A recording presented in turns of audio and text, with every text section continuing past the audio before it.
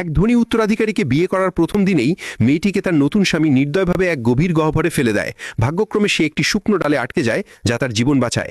যখন তার জ্ঞান ফেরে, সে তাড়াহুড়ো করে উপরের খোলার দিকে সাহায্যের জন্য চিৎকার করে, কিন্তু কোনো সাড়া পায় না। এলিপাস উপরের দিকে ওঠার সিদ্ধান্ত নেয়, কিন্তু পাথরের দেয়ালগুলো খুব মসৃণ ছিল, ফলে পা রাখার কোনো জায়গা ছিল না। সে অন্য কোনো পথের সন্ধান করতে শুরু করে এবং শীঘ্রই একটি গুহার দেখা পায়, যা হালকা নীল আলো জ্বলছিল। কিন্তু সেখানে পৌঁছানোর জন্য তাকে একটি বিশাল খাদ পার হতে হতো।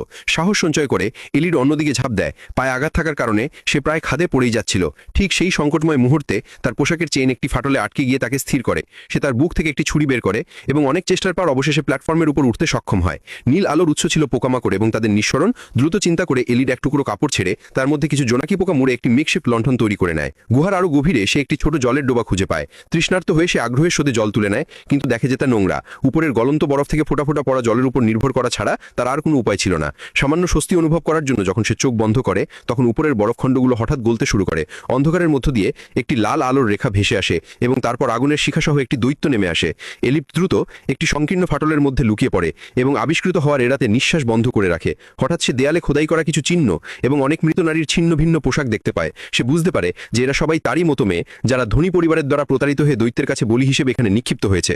এই অস্থায়ী নিরাপদ অঞ্চলে এলিড অবশেষে পাথরের দেয়ালে হেলান দিয়ে ঘুমিয়ে নিজেকে বিশ্রাম দেওয়ার সুযোগ পায়। কিন্তু কিছুক্ষণ পরেই সে চমকে জেগে ওঠে এবং বুঝতে পারে যে তার বাম্পা জোনাকি পোকা দিয়ে ঢাকা। বিরক্ত হয়ে সে সেগুলোকে ঝেড়ে ফেলে দেয়, কিন্তু আবিষ্কার করে যে তার ক্ষত অলৌকিকভাবে সেরে গেছে। নিজের সন্দেহ নিশ্চিত করার জন্য সে আরেকটি জোনাকি পোকা তার বাহুতে রাখে। সত্যি সত্যি ক্ষতটি দ্রুত সেরে যায়।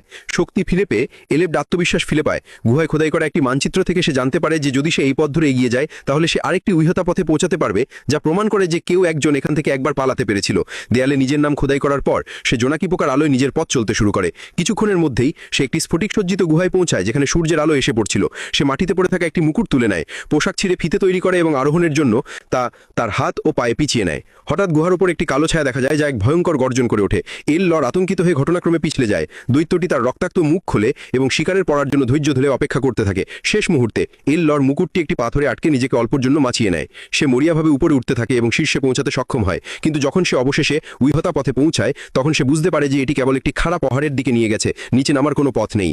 হতাশায় ভেঙে পড়া এল লর প্রায় কাদো কাদো হয়ে যায়। ঠিক তখনই সে দূরে ঘোড়ার খুঁড়ির শব্দ শুনতে পায়। সে মনোযোগ আকর্ষণের জন্য হাত নাড়ে এবং চিৎকার করে, কিন্তু দৈত্যটি তার দিকেই ঝাঁপিয়ে পড়ে।